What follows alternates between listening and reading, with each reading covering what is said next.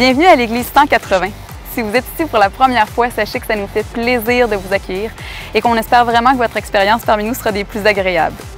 Aujourd'hui, vous allez entendre un discours simple et actuel au sujet de la Bible. Vous pourrez aussi apprécier une musique positive, contemporaine, imprégnée de foi et d'espoir, le tout dans une ambiance décontractée, tout en savourant un bon café. Les dimanches matins, nous offrons aussi un service à l'enfance afin que vos enfants aient du plaisir, soient en sécurité et que vous ayez l'esprit tranquille tout au long de l'événement. Pour ne rien manquer, suivez-nous sur notre page Facebook ou visitez notre site Web. Au nom de toute l'équipe de l'Église 180, bonne rencontre!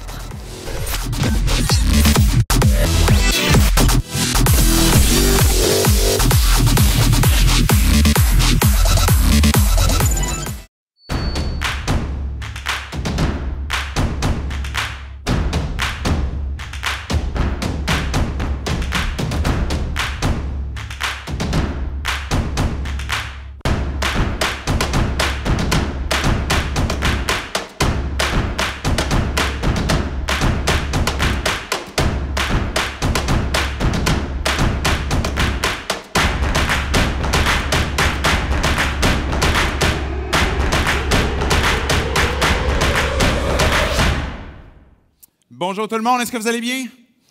Oui, bienvenue, content de vous accueillir. Je m'appelle David Chouinard, pasteur de l'Église.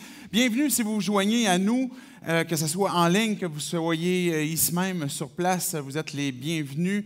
Si vous nous visitez aussi, vous êtes de passage. On est content de pouvoir commencer cette série ce matin avec vous, qu'on a appelée Stretch, se faire étirer. La série qu'on commence, qu'on débute à l'instant, a cette intention que de pouvoir aborder justement des différentes difficultés que l'on peut avoir au courant de la vie. 5 grands défis, pas nécessairement des difficultés, mais des défis qui, peut-être qu'on n'est pas sensible, qu'on peut tous en être affectés et concernés, mais qu'on a tous finalement à voir comment est-ce qu'on va décider de passer, de surmonter ces différents défis-là. Et ça, quand on se retrouve dans des circonstances, dans des défis comme ça, qui sont peut-être qui font du mal, des fois sans même peut-être qu'on s'en rende compte, comme la citation qu'on avait au tout début, qu'on se retrouve finalement que ce n'est pas nous contre le monde, mais finalement nous contre nous-mêmes, mais qu'on est stretché, qu'on est étiré. Stretch, c'est aussi un synonyme de début d'année. Je ne sais pas si vous avez mangé trop de sucre à la crème ou trop de pâté à la viande pendant le temps des fêtes. Vous vous retrouvez peut-être avec un surplus de ketchup et puis qu'on a besoin finalement de dépenser. Et puis souvent, c'est l'habitude que l'on a. On voit tous les gyms qui font leur promotion ces temps-ci. Venez, puis vous allez payer le reste de l'année, puis vous ne reviendrez pas après 2 mois. On est sollicité constamment pour finalement embarquer dans un mode de vie qu'on va retrouver une santé physique, et c'est ce que les gyms veulent nous proposer, mais une santé aussi, quand on arrive à un point de début d'année, on a l'occasion de réfléchir sur l'année qui s'est passée, qu'est-ce qui s'en vient devant nous, et puis comment est-ce que va s'en venir justement cette année.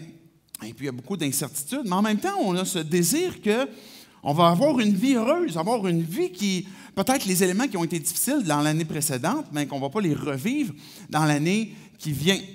Et si on reprend notre santé, par exemple, en forme, et puis là, vous pratiquez certains étirements pour retrouver votre souplesse d'antan, ça a cette connotation, justement, que d'étirer ou l'illustration, comme quoi, quand on fait, par exemple, cet exercice de stretching, on a nos capacités qui vont au-delà de notre état actuel. Et dans la vie, je suis quelqu'un de vraiment pas souple. Je demanderais à ma femme, m'asseoir à terre en indien, je transpire ma vie juste à faire ça. Mais on se retrouve des fois dans des circonstances, dans des situations de nos vies où on n'est pas flexible, on a l'impression que c'est difficile et se faire étirer nous emmène justement peut-être à certains éléments de souffrance. Mais si on fait ce choix de dire, OK, je veux aller au-delà de l'état que j'ai actuellement, peut-être sur le plan physique, mais même sur un plan émotionnel, un plan psychologique, un plan spirituel, parce que c'est de là qu'on va voir cette série qui nous emmène les différents 5 sujets, mais que nos capacités soient étirées. Et que si on étire, par exemple, un muscle, on va avoir nécessairement besoin d'appliquer une force, mais en même temps un relâchement. Parce que si on retient continuellement ce qui cherche à nous étirer, ça fait encore plus mal. Et c'est comme si le fait d'étirer nos limites, d'étirer nos capacités, bien oui, il y a une application d'une certaine force, une certaine intention qui doit être déployée, mais en même temps un certain lâcher-prise pour qu'on puisse aller au-delà de notre limite. Donc, c'est étirer, ça a ce synonyme comme quoi augmenter une capacité, que ce soit musculaire, une capacité athlétique. Un athlète qui va aller aux Olympiques prochainement, bien, dans cette période d'entraînement où il est dans un état X, puis il veut se rendre dans un autre état plus loin pour que ses capacités puissent augmenter. Et nécessairement, son plan d'entraînement va l'amener à souffrir et à aller plus loin que ce qu'il a présentement pour qu'il puisse performer. Ça fait une augmentation mentale, une augmentation spirituelle aussi. Quand que Dieu étire nos limites ou qu'on se retrouve dans des circonstances où comment est-ce que je vais réussir à lâcher prise? Comment je vais réussir à abandonner cette circonstance-là de ma vie? Un verset que j'aime beaucoup, puis je commence avec ça parce que je trouve que ça illustre bien cette idée d'étirer qui est dans Jérémie, le chapitre 12, verset 2. Il va dire, « Si déjà tu t'épuises en courant avec des piétons, comment donc tiendras-tu en courant avec des chevaux? » Comment tu vas faire pour pouvoir courir avec des chevaux si tu étires pas tes limites et que tu t'épuises à courir avec des piétons? S'il te faut un pays tranquille pour ta sécurité, qu'adviendra-t-il de toi lorsque tu feras face à la crue du Jourdain? Donc, on est dans des circonstances où même la Bible, dans le contexte où ce que Jérémie reçoit cette parole-là, bien que nos limites sont étirées pour qu'on soit prêt, peut-être à faire face à autre chose, mais peut-être aussi que ce qui nous limite, ce qui nous empêche, des fois, de progresser ou d'avoir cette qualité de vie qu'on souhaiterait avoir, mais c'est lié peut-être même à nos propres choix. Les 5 grands défis qu'on voit au cours de la série, c'est le cynisme, l'isolement, l'insécurité, le sentiment de vide et l'épuisement. On a envoyé par courriel, si vous n'êtes pas déjà inscrit, vous pouvez laisser votre courriel pour que vous puissiez profiter des différentes annonces, mais la prochaine slide a été envoyée justement dans le courriel où ce que vous pouvez utiliser ce petit graphisme pour inviter, pour vous souvenir aussi qu'est-ce qui s'en vient devant nous. Donc, avec les dates, on voit qu'est-ce qui s'en vient sur les sujets qui seront abordés et qu'on va voir ensemble. Maintenant, que ce soit, par exemple, le cynisme, l'isolement, l'insécurité, le sentiment de vide, l'épuisement, on en vient à un point que quand on réfléchit à nos propres vies, on réalise qu'il y a des choix ou des pensées, peut-être des façons de réagir ou de croire qui nous limitent et qu'on n'est pas en train de vivre un combat contre le monde ou contre ce qui nous entoure, mais plutôt contre nous-mêmes, contre ces choix que l'on a décidé de faire. Je ne sais pas si vous vous souvenez, pour faire la transition avec ce que l'on voit ce matin, qui est le cynisme, si vous pensez par exemple à votre enfance, mettons quand vous avez comme 5, 6, 7 ans, c'était quoi vos souvenirs? Pas non seulement vos souvenirs, mais plutôt vos rêves d'enfant. Ça allait être quoi votre maison dans votre rêve? Tu sais, ou vos enfants. Peut-être que c'était la voiture que vous alliez conduire. Ça allait être quoi? Tu sais, comment est-ce que vous la dessiniez quand vous avez 5-6 ans? C'était quoi votre animal de compagnie? Moi, je me souviens que j'avais 2 de mes rêves, c'était d'avoir une Corvette décapotable. Et un chien athlétique. J'imaginais comme un gros chien, tu sais, que j'allais pouvoir jouer avec. Et aujourd'hui, je conduis une vieille minivan rouille avec un chien aveugle. Mes rêves, on dirait qu'ils sont plus ce qu'ils étaient, ce que j'avais espéré, ce que j'anticipais. Quand vous réfléchissez à vos rêves, ce que vous aviez de rêves d'enfance, où vous en êtes aujourd'hui? Est-ce que vous avez ces rêves que vous espériez quand vous alliez avoir, par exemple, quand vous alliez être adolescent ou jeune adulte ou à votre retraite, peu importe, quels sont devenus vos rêves d'enfant? On réalise à un moment donné que, à travers différentes circonstances de nos vies, quand on grandit, que peut arriver des déceptions, des désenchantements.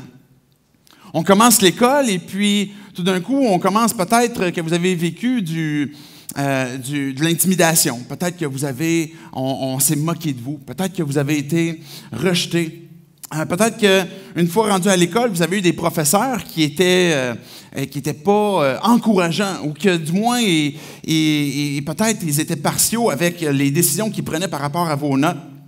Quand vous êtes devenu, par exemple, plus tard, soit à la petite école ou au secondaire, au cégep, peut-être que vous avez vécu des circonstances où on a parlé contre vous. Vous avez été rejeté d'un cercle d'amis que vous aimiez. Vous avez eu l'impression que vous ne trouviez plus votre place là. Peut-être qu'à un moment donné, à votre premier job ou dans vos premiers jobs, vous avez vu que votre patron était pas toujours juste en ce qui concerne les promotions. Peut-être que vous avez resté sur une condition de travail, puis que votre collègue, que votre perception ne fait rien, mais c'est lui qui a eu la promotion. Et là, vous avez eu cette déception, cette frustration que, bien là, mon patron, il ne traite pas de façon égale, ou il n'est pas juste la façon d'agir. Et on avance dans le cours de la vie, puis on est confronté finalement à des circonstances qui ne sont pas positives, qui sont difficiles. Et les contes de fées que l'on avait quand on était enfant, que ça termine avec « ils vécurent heureux et ils eurent beaucoup d'enfants », qu'est-ce qui se produit? Bien, on arrive à un point que on réalise que vivre heureux toute la vie puis avoir beaucoup d'enfants n'est pas si facile que ça, finalement. Comment est-ce qu'on devient cynique? Comment est-ce qu'on peut devenir à un point où, quand on est enfant, il me semble que peut-être nos rêves sont encore présents, on espère certaines choses, et qu'à un moment donné, on arrive à un point qu'on a cette impression en nous comme quoi on est devenu cynique, on est devenu déçu de ce que la vie nous a réservé, que ce soit les emplois, que ce soit des relations. J'avais pu avoir, par exemple, vous avez peut-être eu une relation qu'à un moment donné, celui que vous fréquentiez ou celle est parti avec un autre. Et puis que vous vous dites, ben je ne veux plus être blessé. Je ne veux plus que cette circonstance-là m'arrive. Et là, on prend finalement les circonstances en main, puis on veut se protéger. Je disais tantôt que ces défis que l'on parle nous arrivent tous. La question, c'est pas est-ce que tu es cynique, mais plutôt est-ce que dans quel domaine peut-être tu l'es? Ou quelles circonstances que, quand ça vient te chercher, quand ça vient te piquer, que tout d'un coup, tu dis « Non, on oublie ça, là. Tu sais, je ne veux plus rien savoir de ça. » Et qu'on devient négatif. On est tous concernés par le cynisme et dans les diverses sphères de nos vies, incluant même celle de l'Église. Peut-être que tu écoutes ce matin ce début de série et puis que tu te dis « Ben, moi, je l'écoute de chez nous parce que j'ai été désenchanté de l'Église. Là. Et puis, j'ai encore cette curiosité à l'égard de Dieu, mais il y a des choses qui m'ont frustré. J'ai vu de l'abus, j'ai vu de l'hypocrisie, et il y a différentes choses qui me déçoivent. Et peut-être que tu es ici ce matin et puis que tu vis peut-être cette frustration, ce cynisme-là par rapport à l'Église, par rapport à des relations, par rapport à différentes personnes. Mais qu'est-ce qui arrive finalement dans nos cœurs quand on est devant ces blessures qui nous ont amenés à vouloir se protéger? On a voulu fermer un peu notre cœur pour plus se faire mal à nouveau, puis avoir cette protection sur nous et puis rester finalement le moins blessé possible. Mais vous savez, ce qui est intéressant, c'est que la plupart des gens qui aujourd'hui ont décidé peut-être de choisir un mode de vie dans le cynisme, ou même la plupart d'entre nous dans les domaines de nos vies, on va réaliser que si on recule dans le temps, bien, au tout début, on était optimiste. On avait ces rêves, comme je parlais tantôt, de rêves d'enfants, où on imaginait le futur, puis on demeurait avec un certain espoir, un désir de vouloir faire confiance.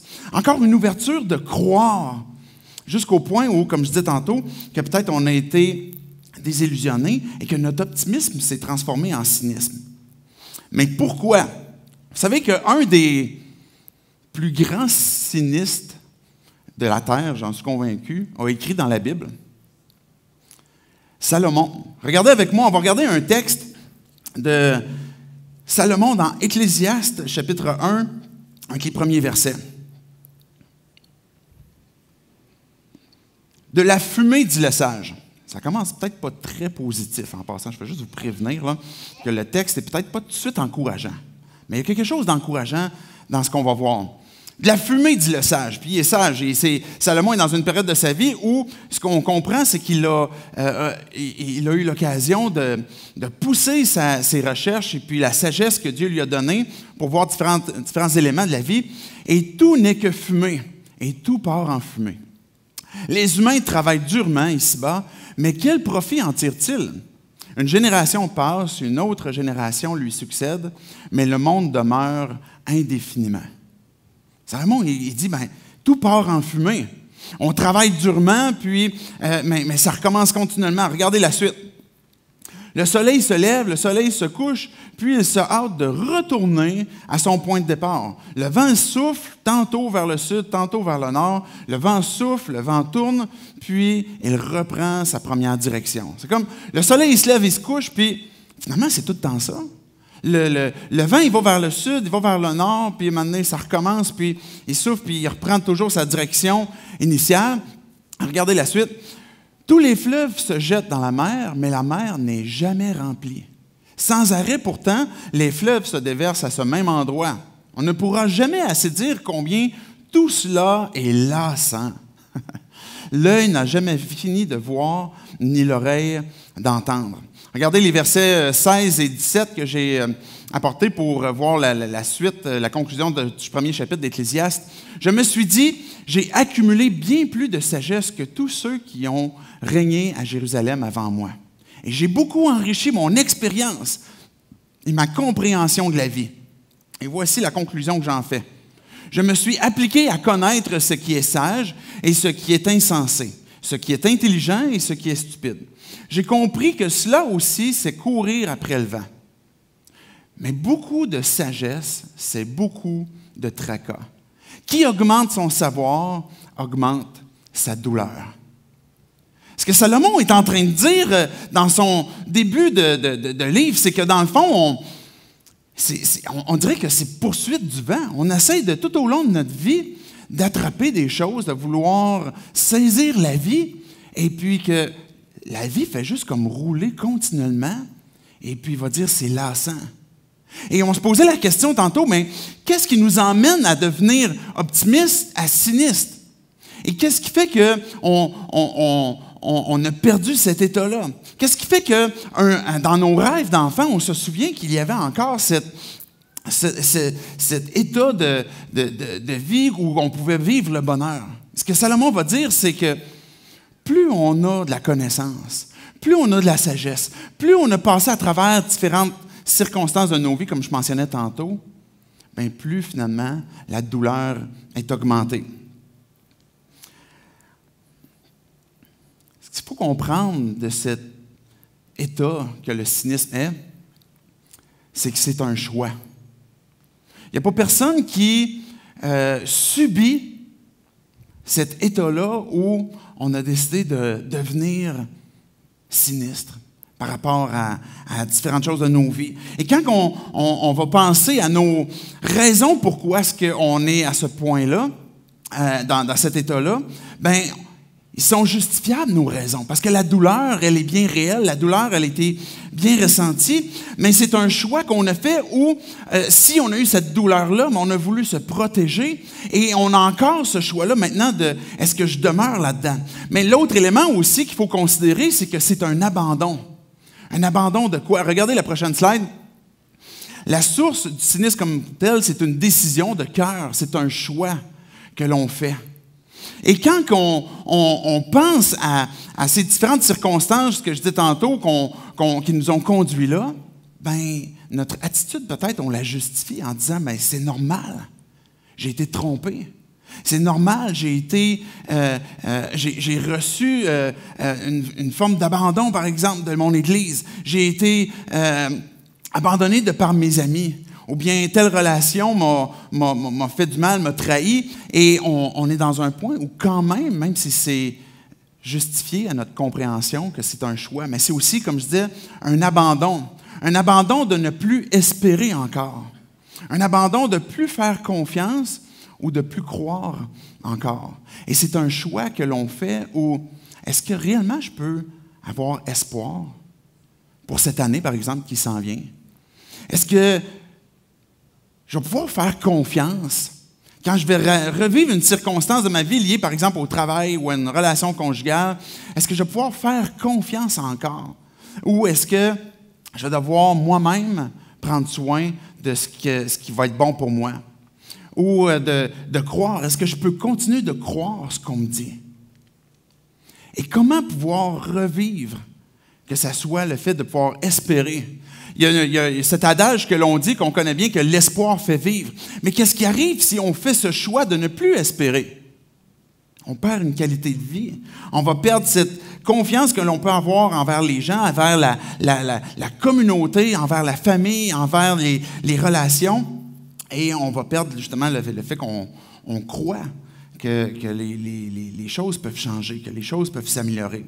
Mais si on décide de choisir, et on va regarder un texte d'Éphésiens dans un instant, mais les conséquences, et je veux juste qu'on réfléchisse aux conséquences si on fait ce choix de dire j'ai choisi de rester dans cet état-là parce que ça, à quelque part, j'ai cette souffrance encore.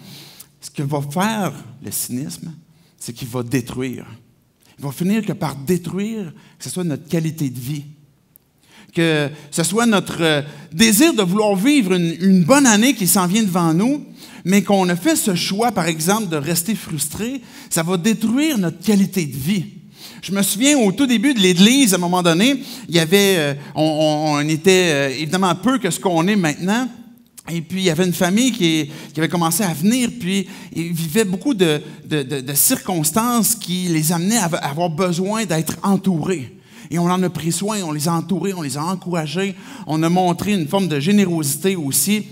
Et puis, mais cette personne-là en particulier, dans la famille, une personne en particulier, à un moment donné, bien qu'elle a continué d'être intégrée puis de pouvoir servir, mais à un moment donné, a décidé de partir. Et du jour au lendemain, de partir avec cette frustration ou ce cynisme à l'égard de ce que l'Église peut être, à l'égard de comment est-ce qu'on est traité dans l'Église.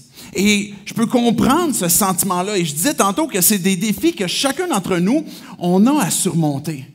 Que peut-être on a cette déception, comme je viens de mentionner, d'une famille par rapport à l'Église, bien qu'on a peut-être tous vécu ça. Et que maintenant, quand on est devant cette douleur-là, bien, on a le choix de dire « je quitte » ou bien je quitte et je continue de répandre finalement ma frustration et ma colère, ou je me permets peut-être de croire encore, de faire confiance encore, d'espérer encore. Donc, la conséquence de rester dans une forme de cynisme, que peu importe dans lequel domaine vous le vivez, bien, ça va amener une destruction des relations. Si dans votre couple, vous avez de la difficulté, peut-être que vous avez perdu espérance, peut-être que vous êtes devenu cynique par rapport à votre couple, et que vous dites, bien, comment je peux y faire confiance maintenant? Tu sais, on vit ensemble, mais je ne peux plus faire confiance. Et que vous êtes devenu à un point où, regarde, je ne peux plus rien espérer, je ne peux plus croire ce qu'elle me dit ou ce qu'il me dit. Et peut-être que c'est par rapport à vos enfants, où vous dites, regarde, tu me l'as tellement dit souvent, là, oublie ça, là. Tu m'as blessé trop souvent, maintenant je ne me fais plus d'attente et on va se canter dans une forme de protection. Ça peut être dans des familles plus élargies, ça va briser, ça va apporter une destruction, comme je disais, dans la qualité de vie, ou même une destruction par rapport à l'Église. Jésus disait, regardez la prochaine citation, peut-être vous posez la question, si vous avez déjà lu justement qu'est-ce que Jésus voulait dire quand il disait « heureux ». Ça a été le premier discours que Jésus a eu, en parlant de « heureux ceux qui ». Heureux les pauvres en esprit, car le royaume des cieux est à eux.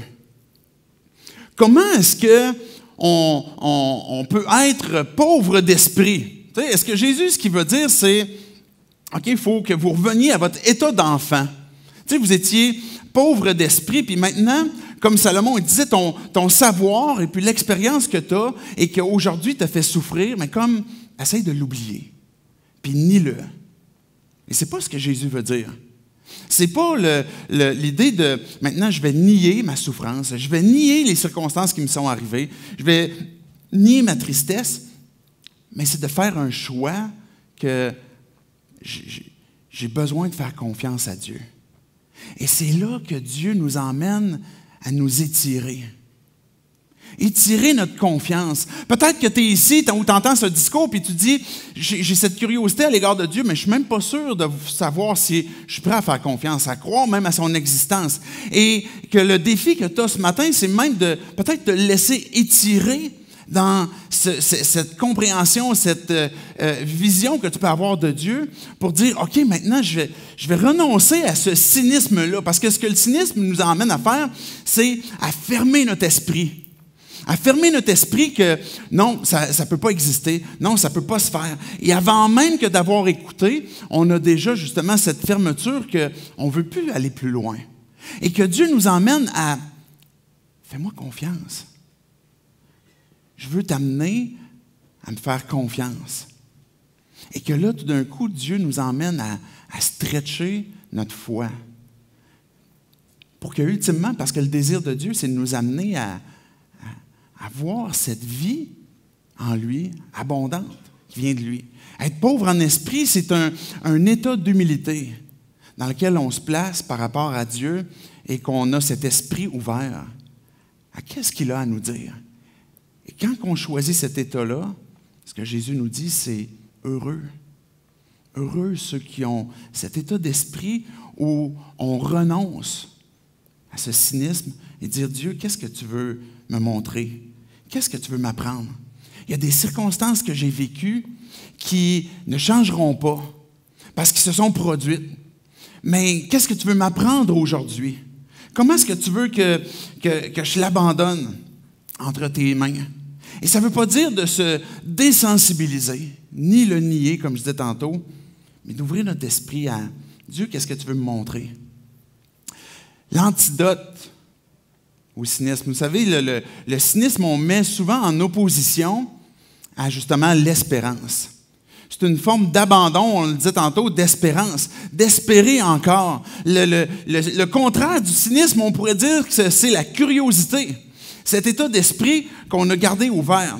Et ce que Dieu veut pour nos vies, ce que Dieu veut pour ta vie, que tu sois croyant, que tu ne le sois pas, c'est que tu puisses justement découvrir cette vie que lui veut nous donner et qu'on puisse justement arrêter de limiter nos propres pensées par rapport à des circonstances, des frustrations qu'on a vécues. Regardez le souhait de Dieu. Romains 15, verset 13, va dire que le Dieu de l'espérance vous remplisse de toute joie, de toute paix dans la foi, pour que vous débordiez d'espérance par la puissance du Saint-Esprit. Vous pouvez dire « Amen » si vous êtes d'accord avec ça. Amen. C'est le désir que Dieu a pour ma vie, mais moi je vais dire « Oui, Amen ». C'est ce que je veux pour ma vie aussi, Dieu. Et je ne veux pas que mon état d'esprit demeure en 2019 un état frustré, un état déçu ou un état sinistre. Je veux avoir cette vie, Dieu, que tu veux me donner, ouvrir mon esprit à ce que toi, tu vas me donner pour que je puisse étirer cette confiance que je vais placer en toi. Que des circonstances peut-être que j'ai vécues, que je te les abandonne entre tes mains, que je vais abandonner ma souffrance, abandonner mes différents désenchantements, parce que je veux que Dieu, toi qui es le Dieu d'espérance, tu viennes me remplir de toute joie, de toute paix, de foi aussi, puis qu'on puisse déborder d'espérance. Vous savez que si vous êtes croyant, vous n'avez pas le droit d'être sinistre.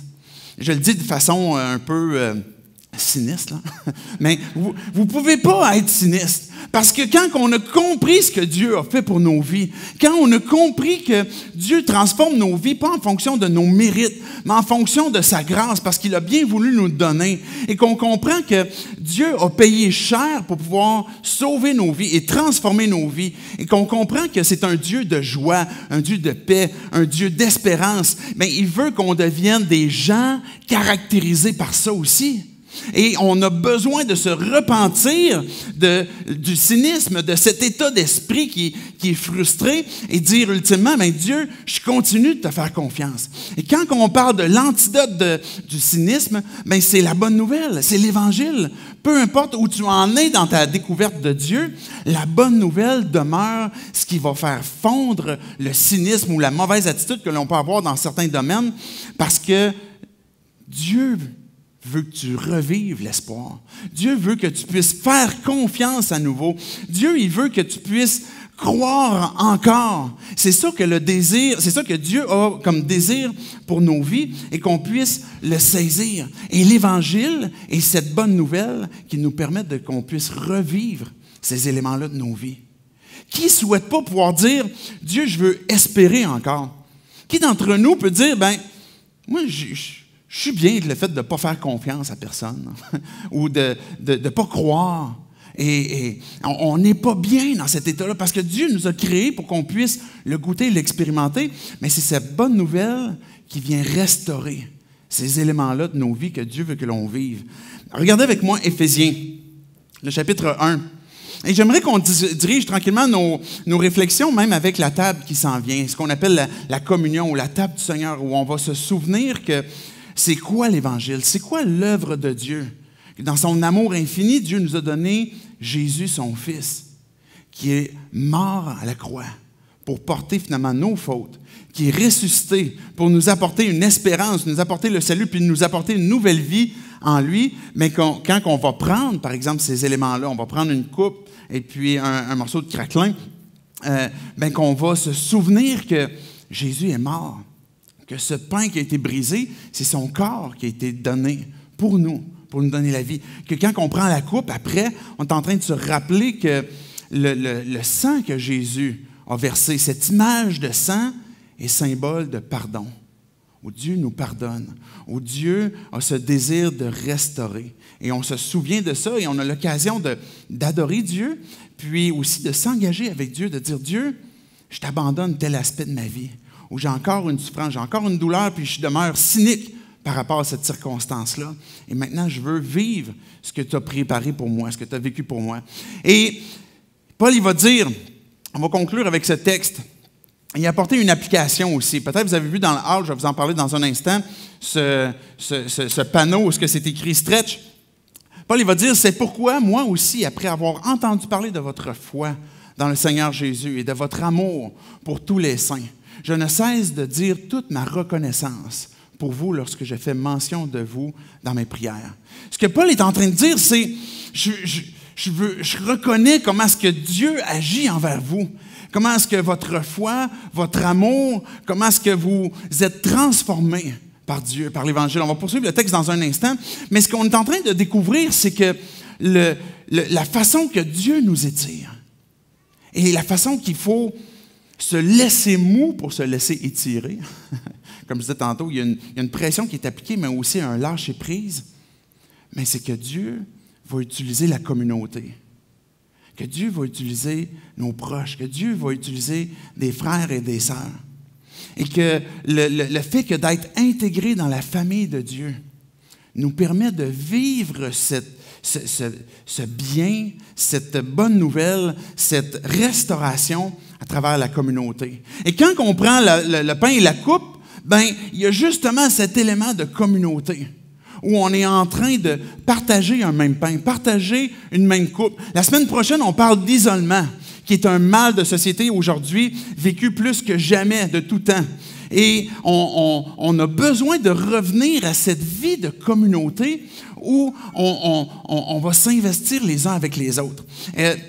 On voyait dans la vidéo au tout début que le gars place des élastiques sur le mot, justement, avec des clous stretch. Et je me dis, complètement fou ce gars-là, c'est long, ça n'aura pas de bon sens de faire ça. Et j'en ai fait un pour vous. Mais c'est pas moi qui vais placer les élastiques dessus, c'est vous qui allez placer les élastiques. Ce que je veux faire tantôt, après la rencontre, quand on va sortir, le panneau est là. Il y aura des élastiques à la sortie et tout simplement pour imager votre désir de dire « Je veux faire partie de la communauté et j'accepte que Dieu, dans le début de cette série, puisse venir étirer mes limites, puisse venir étirer ma confiance en lui. » Et j'ai fait exprès de prendre des élastiques de toutes sortes de couleurs parce qu'une communauté est remplie de différences. Et ça, c'est une belle et bonne chose. Que peu importe quelle est ton origine, peu importe quel est ton sexe, peu importe quel est ton âge, tu demeures une personne unique que Dieu a créée et que Dieu veut intégrer aussi dans sa famille, que tu puisses vivre la communauté. Et le fait de partager cette communauté, cette famille, avec plein de gens qui sont différents, nous permettent d'être disposés, disponibles à comment est-ce que Dieu va venir agir dans nos vies pour qu'on puisse s'aimer les uns les autres, prendre soin les uns des autres. Que quand que j'ai été blessé, je vais pardonner, je vais agir, je vais appliquer ce que Jésus a fait pour ma propre vie, pour les autres aussi. Et il va y avoir ces élastiques tantôt à la sortie, et puis on va en profiter pour faire la captation, justement, quand on va monter les lettres. Donc, ça va être assez facile, vous prenez un élastique, puis vous placez ça, peu importe où ce que c'est, mais pour illustrer ce désir de faire partie d'une communauté.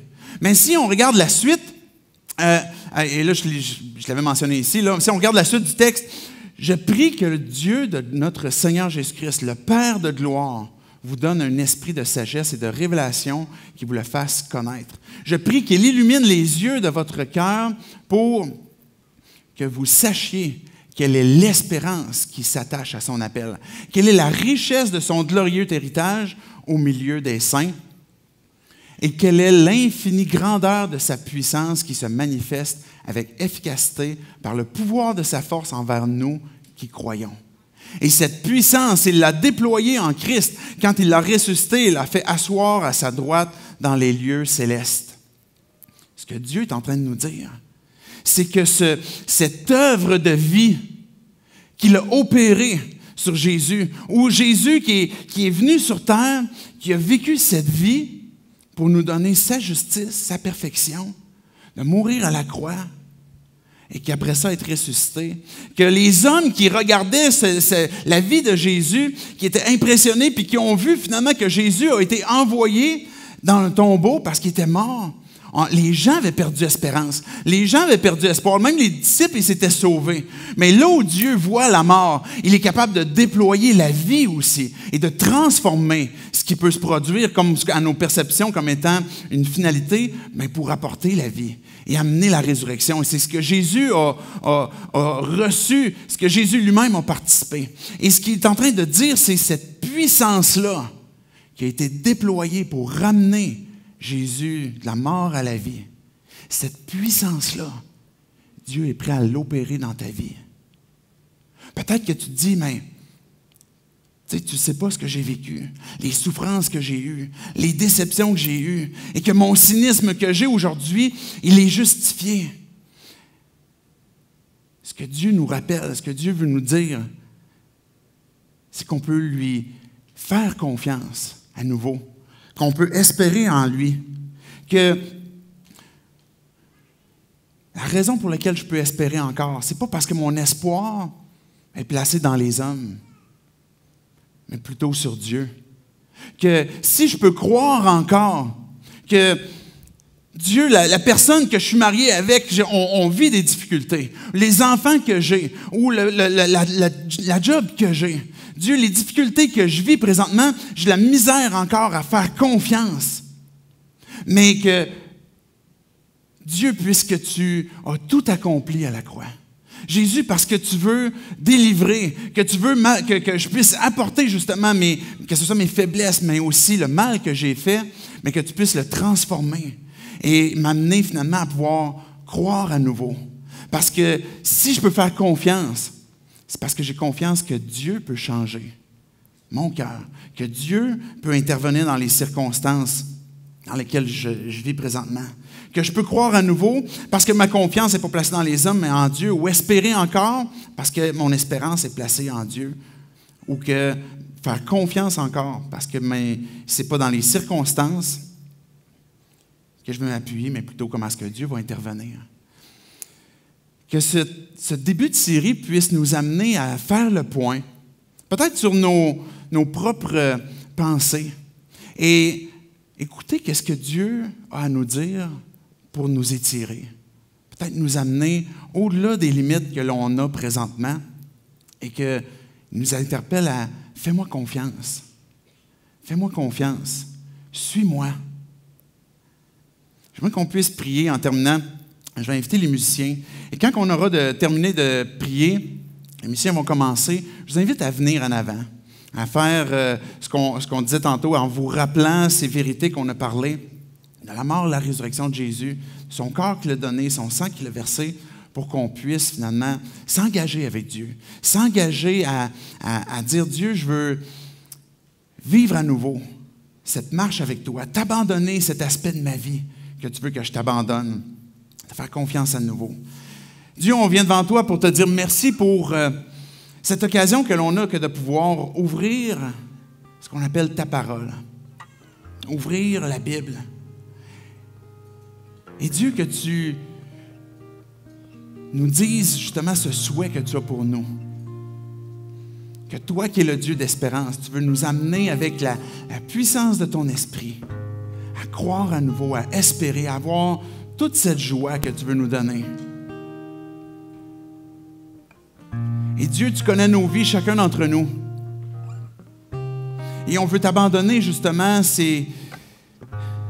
peut-être ces frustrations, certaines déceptions, cette attitude que l'on peut avoir, Dieu, qui, à un moment donné, nous a